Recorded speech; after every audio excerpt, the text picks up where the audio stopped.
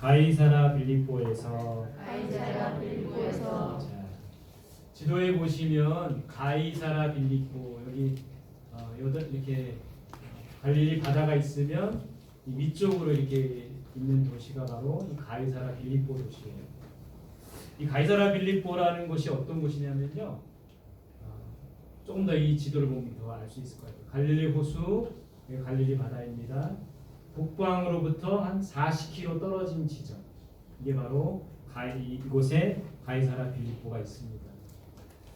헤르몬산 남쪽 경사지에, 헤르몬산이 있으면 이 경사지에 있는 위치한 도시예요.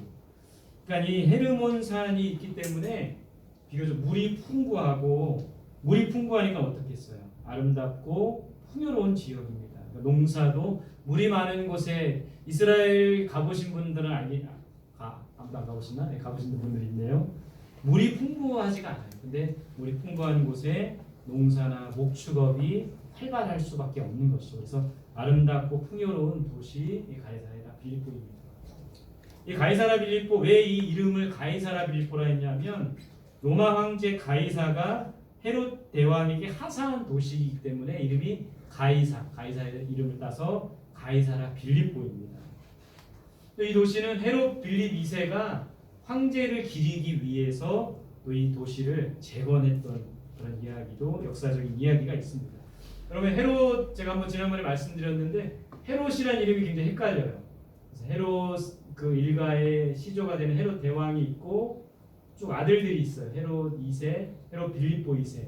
여기 이 빌립보 2세가 황제를 기리기 위해 재건한 도시입니다. 헤롯 빌립보 2세는 누구냐면 헤로디아라는 여자, 세례 요한의 목을 쳤던 헤로디아의 부인이기도 해요. 그리고 살로메의 아버지이기도 하죠.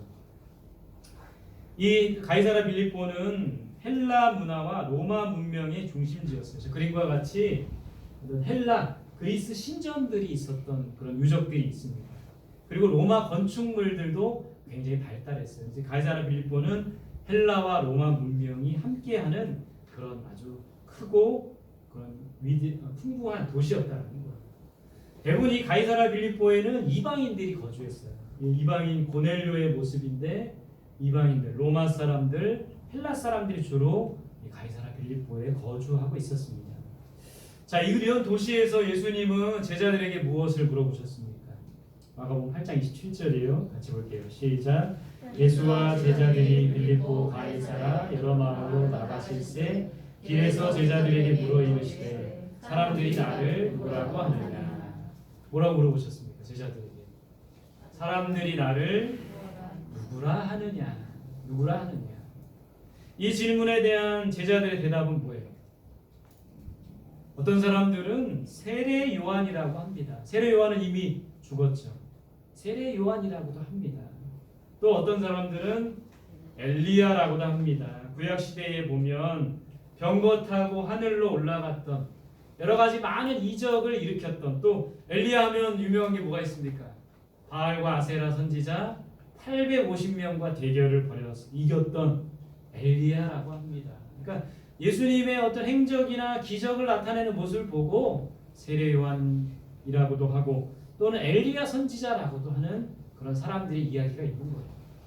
또 어떤 사람들은 선지자 중에 하나입니다. 이렇게 대답을 했다는 거예요. 사람들이. 예수님 또 물으셨어요. 같이 볼게요. 시작. 또 물으시되 너희는 나를 누구라 하느냐? 베드로가 대답하되 주는 그리스도시니이다 하네. 또 무엇을 물어보셨습니까? 사람들이 나를 누구라 하느냐? 이 첫 번째 질문이었죠. 두 번째 질문은 뭐예요? 너희는 나를 누구라 하느냐? 여러분, 이게 중요해요. 여러분들은 나는 예수님을 누구라고 고백하고 있습니까? 이 고백이 중요한 거예요. 사람들이 예수를 누구라 하느냐? 그 말도 중요하지만 우리가 예수 그리스도를 누구라고 고백하느냐? 그게 중요한 거예요. 예수님 그걸 물어보셨어요. 너희는 나를 누구라 하느냐? 베드로가 대표로 대답했죠. 뭐라고 합니까? 주는 그리스도시니이다. 마태복음에 보면 이렇게 돼 있죠. 주는 그리스도시요 살아계신 하나님의 아들입니다. 한번 따라해 볼까요? 주는 그리스도시요 살아계신 하나님의 아들입니다. 여러분 이 고백이 중요한 거예요. 예수님은 그리스도이시고 예수님은 하나님의 아들이라는 겁니다. 선지자 중에 하나, 세례 요한 같은 사람, 엘리야 같은 사람, 선지자 중에 하나인 것이 아니라 예수는 하나님의 아들이시고 예수는 또 그리스도이시라는 거예요. 그렇다면 그리스도는 무엇일까요? 그리스도는 뭡니까? 뜻은 뭐예요? 기름 부음을 받은 자 이런 뜻이에요. 기름 부음을 받은 자. 이 예수님 시대에 이 이스라엘에 또 그 과거에 이스라엘에 어떤 사람에게 기름을 부었습니까? 특별히 왕에게 기름을 부었어요. 다윗 왕을 세울 때 사무엘이 기름을 붓고 있는 모습을 보죠. 왕을 세울 때 기름을 부었어요. 그래서 예수가 그리스도라는 말은 예수님은 이 땅에 왕으로 오신 분이라는 거예요. 이 땅을 통치하시는 왕으로 오신 분이다. 두 번째, 어떤 사람에게 기름 부었습니까? 선지자에게 기름을 부었어요. 선지자가 하는 일이 뭐예요? 하나님의 말씀을 선포하는 거죠. 하나님의 말씀을 전하는 거죠. 그래서 예수님은 이 땅에 선지자로 오신 것이 맞습니다. 하나님의 말씀, 요한복음에 보면 말씀이 육신이 되어 이 땅에 오셨으니 하나님의 말씀을 친히 전하고 하나님의 말씀을 실천하기 위해서 이 땅에 오신 분이 바로 예수님이라는 거예요. 선지자와 같은 예수님. 세 번째, 누구에게 기름을 부었어요? 제사장에게 기름. 제사장이 하는 일이 뭡니까? 사람들의 죄를 대신해서 제사를 지내는 역할이죠. 대속이라고 하죠. 사람들의 죄를 대신해서 그 죄를 속하기 위한 직분이 바로 제사장이라는 거예요. 그러니까 예수가 그리스도라는 말은 예수님께서 이 땅에 왕으로 오셨고 또 선지자로 오셨고 제사장으로 오셨다. 그러니까 예수 그리스도라는 말은 예수님의 직책이라는 거예요. 왕이기도 하시고 선지자이기도 하시고 제사장이기도 하신 분, 바로 그분이 예수 그리스도이시라는 겁니다. 여러분, 그리스도라는 말은 또 메시아라는 말과 똑같아요. 메시아가 뭡니까? 구원자라는 거예요. 그러니까 예수님은 이 땅에 구원자로 오신 거예요. 메시아로 오신 거예요. 이스라엘 백성들이 메시아를 기다렸죠. 그 기다렸던 메시아로 오신 분이 바로 예수 그리스도시라는 거예요. 종류에 보면 예수님은 단지 선지자 중에 하나가 아니라 구약 시대에 예언된 메시아, 구원자라는 겁니다. 하나님의 아들이시라는 거예요. 아들. 그래서 예수 그리스도를 우리가 하나님의 아들로 고백해야 되고 예수님은 이 땅의 구원자라고 고백해야 된다는 거예요. 그런데 오늘 이 질문을 너희는 사람들이 나를 누구라 하느냐? 너희는 나를 누구라 하느냐? 이 질문을 왜 가이사라 빌립보, 왜 이 도시에서 제자들에게 이것을 물어보신 걸까요? 여기에 의미가 있는 겁니다. 여러분, 가이사라 빌립보는 어떤 도시라고 했어요? 로마 문명의, 헬라 문명의 중심지라고 했죠. 그리고 거대한 도시였던 거예요. 이방 사람들이 많이 주로 살고 있는 도시가 바로 가이사라 빌립보였다는 겁니다. 그곳에서 왜 이런 질문을 하시는 걸까요? 사람들이 나를 누구라 하느냐? 너희는 나를 누구라 하느냐? 여러분, 그 이유를 정리해 보면 첫 번째는 예수님의 존재를 알리기 위한 겁니다. 예수님이 메시아이며 구원자인 것을 알리기 위한 겁니다. 유대인의 구원자일 뿐만 아니라 이방인들의 구원자도 되시는 분, 모든 사람의 구원자이신 예수 그리스도의 존재를 가이사라 빌립보에서 알리기를 원하셨다는 겁니다. 두 번째는 예수님의 사명을 알리기 원하신 겁니다. 모든 사람을 구원하시는, 유대인뿐만 아니라 헬라인도 이방인도 구원하기를 원하시는 예수님의 사명을 알리기 위해서 그런 질문을 하신 거죠. 세 번째는 예수님의 권세를 알리기 원하신, 그리스도라는 말은 왕으로 오신, 선지자로 오신, 제사장으로 오신 예수 그리스도라고 했잖아요.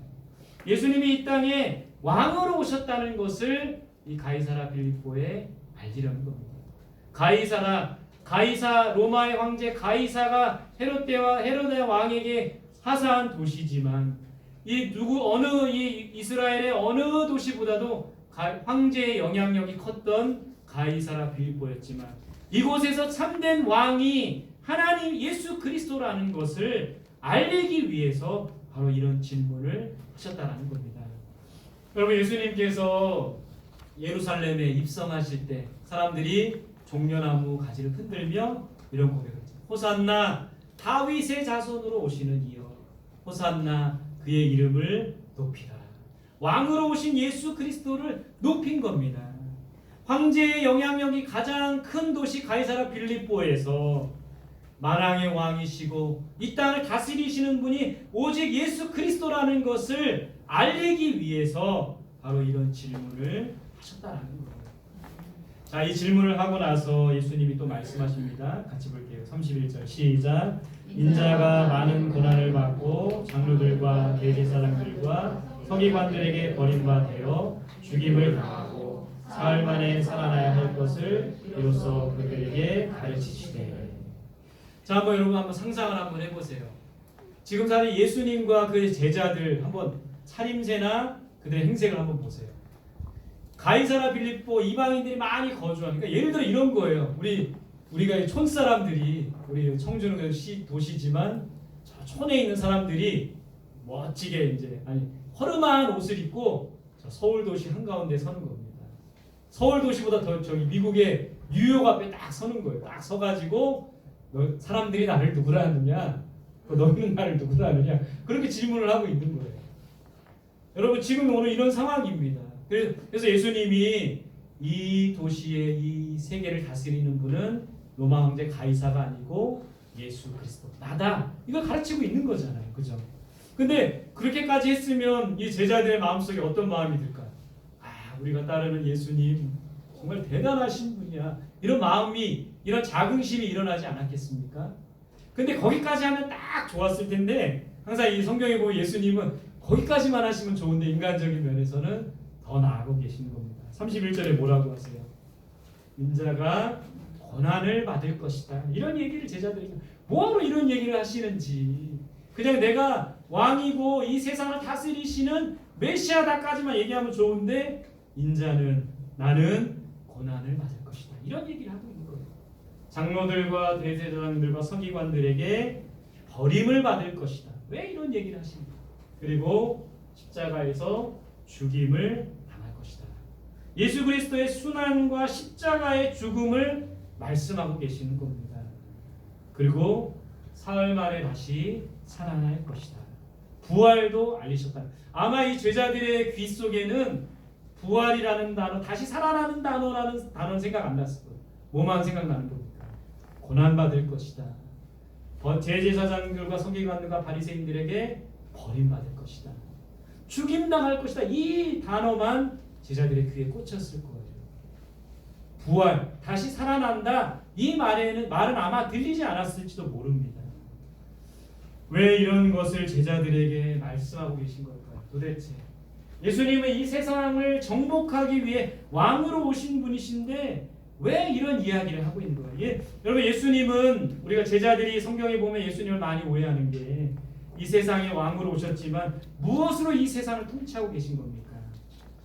십자가의 능력으로 통치하고 계신 거예요. 사랑으로 통치하시는 거예요. 이 세상의 왕들처럼 힘과 권세로 이 세상을 다스리는 것이 아니라 사랑으로 이 세상을 십자가의 능력으로 이 세상을 다스리고 계시다는 겁니다. 우리가 이 예수님의 이 모습을 보면 우리가 깨달아야 될 것은 뭐냐면 우리는 이 세상을 정복하며 다스려야 돼요. 이 세상 가운데 하나님의 나라가 이루어지도록 해야 됩니다. 무엇으로요? 십자가와 사랑으로 해야 되는 것이죠. 이런 말씀을 하실 때 제자들은 좀 의구심을 가졌어요. 내가 그리스도고 메시아인데 왜 예수님은 도대체 순환받고 어려움을 겪고 십자가에 죽는 이것을 말씀하신 걸까요? 아니나 다를까 예수님의 제자들을 베드로가 뭐라고 합니까? 예수님을 붙들고 항변한 거예요. 뭐라고 항변한 겁니까? 그러지 말라고 한 거죠. 십자가에서 죽지 말라고 한 거죠. 죽겠다는 예수님을 뜯어 말리시는 거죠. 왜 말렸습니까? 왕이 되셔야 하기 때문에. 그런 베드로를 예수님이 어떻게 하셨어요? 33절 같이 볼게요. 시작. 예수께서 돌이키사 제자들을 보시며 베드로를 꾸짖어 이르시되 사단아 내 뒤로 물러가라. 내가 하나님의 일을 생각하지 아니하고 도리어 사람의 일을 생각하는도다 하시고. 여러분 예수님 제자 스승이 예수님이 나는 죽을 것이다. 나는 붙잡힐 것이다. 버림받을 것이다. 이런 얘기를 하면 당연히 제자들은 안 돼요. 그렇게 해주시면 안 돼요. 이렇게 해야 되는 거잖아요. 근데 이렇게 말한 베드로에게 예수님은 사단아 내 뒤로 물러가라 이렇게 말씀하고 계시죠. 하나님의 일을 내가 사람의 일을 하나님의 일을 생각하지 않고 사람의 일을 생각한다. 여러분 사단이 하는 일은 뭐예요? 하나님의 일을 방해하는 거예요. 하나님의 뜻을 거스리는 겁니다. 사단아 내 뒤로 물러가라. 내가 하나님의 일은 생각하지 않고 사람의 일을 생각하는 거다. 하나님의 일은 도대체 뭡니까? 그것은 십자가를 지는 거예요. 사람의 일은 그렇다면 뭡니까? 예수님께서 영광과 존귀를 받는 겁니다. 왕으로서 대접받는 거예요. 사람의 일은 또 뭡니까? 부와 권세를 얻는 거예요. 수많은 부와 권세를 얻고 사람들이 그 앞에 무릎을 꿇고 영광과 존귀를 얻는 것. 이게 바로 사람의 일이라는 거죠. 우리는 사람의 일이 아니라 하나님의 일을 해야 됩니다. 우리 사람인지라 누구나 다 대접받고 싶어하는 거예요. 부와 권세를 얻고 싶어하는 겁니다. 저도 우리 성원교회 담임 목사이지만 많은 사람들에게 존경받고 영광을 얻고 대단하다 이렇게 칭찬받고 싶고 박수 받고 싶고 인정받고 싶은 게 이 사람의 마음이라는 거예요. 그러나 그것이 사람의 일이라면 하나님의 일은 우리가 십자가를 지는 것이라는 거예요. 계속 제자들이 가르치고 있습니다. 8장 34절 같이 볼게요. 시작. 우리가 제자들을 불러 이르시되 누구든지 나를 따라오려거든 자기를 부인하고 자기 십자가를 지고 나를 따를 것입니다. 여러분 이 말씀을 하기 위해서 사실 제자들에게 이런 상황을 만드신 거죠. 예수님을 따라가라면 어떻게 해야 되는 것을 가르쳐주고 있어요. 어떻게 해야 됩니까?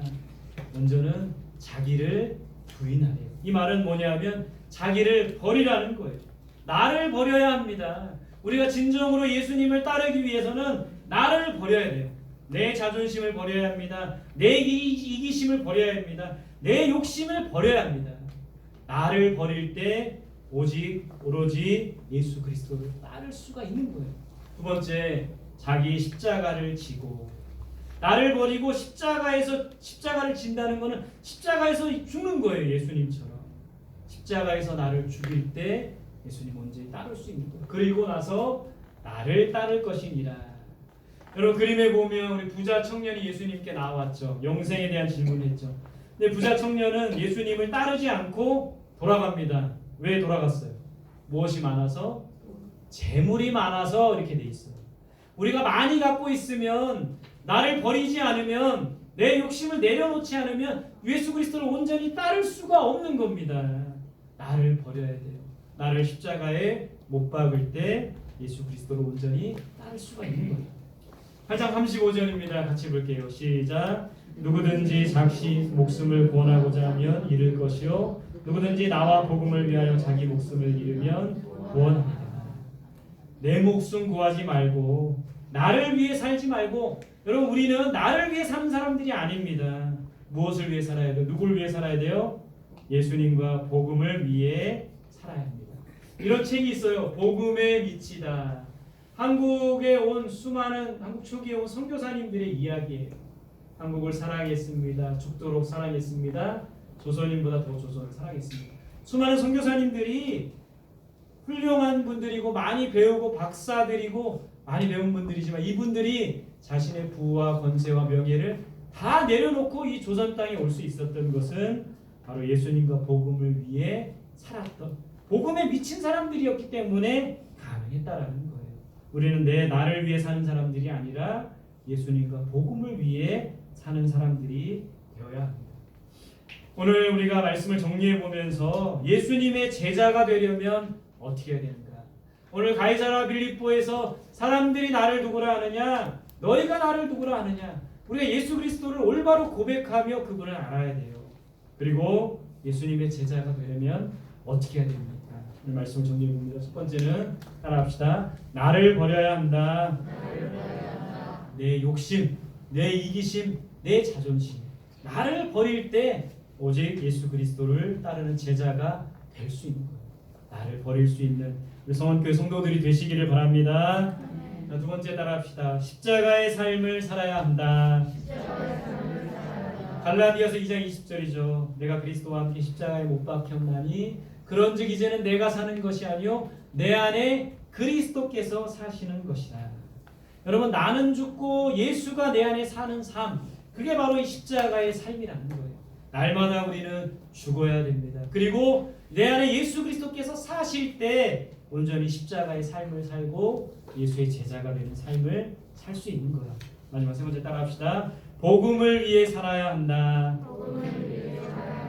서석평 선교사님, 우리 호남 일대의 여인의 몸으로 수많은 우리 어려운 고아들과 여러 병자들 돌봤던 서석평 선교사님, 예수 그리스도와 하나님의 나라를 위해서 복음을 위해 살았던 저분의 삶이었던 듯이 우리도 나를 위해 사는 것이 아니라 복음을 위해 살아가야 되는 거예요. 그게 바로 제자의 삶이라는 거예요.